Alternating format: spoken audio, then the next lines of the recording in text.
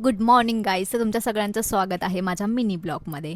आजचा ब्लॉग थोडा वेगळा आहे कारण आजचा प्रवास आहे घर ते ऑफिस, पण मध्ये जे घडलं ना ते सिनेमासारखं होतं. तर बघूया माझा रोमॅन्टिक नाही तर ड्रामॅटिक प्रवास. तर घरातून निघाले ऑफिससाठी. रोजच्या सारखंच वाटत होतं. रस्त्यात अचानक माझं कॉलेज दिसलं आणि लिटरली 1 सेकंदासाठी वाटलं, अरे अटेंडन्स द्यायला जावं का. त्या आठवणीने दिवसाची सुरुवात इमोशनल केली.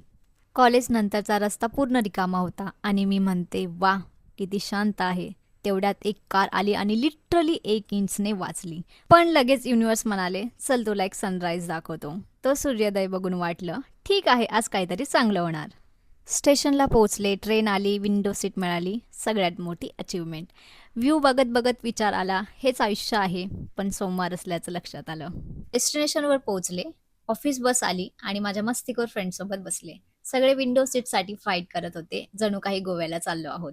रस्त्यात व्ह्यू खूप मस्त होता, एकदम पीसफुल. ऑफिस एंट्रन्सवर आली, जिथे आमची बुद्धांची मूर्ती आहे. तो शांत चेहरा बघून वाटलं, तू शांत आहेस पण आम्ही नाही. सगळे लिफ्ट पकडायला धावत होते, जणू काही ऑफिस नाही मॅरेथॉन चालले. मी शेवटी पोहोचले माझ्या डेस्कवर. थोडं काम, थोड्या गप्पा आणि थोडी ऍक्टिंग की काम चाललंय आणि दिवस संपला कळलंच नाही. संध्याकाळी पुन्हा ऑफिस बस आणि सगळे थकलेले, पण तरीही गॉसिप चालूच.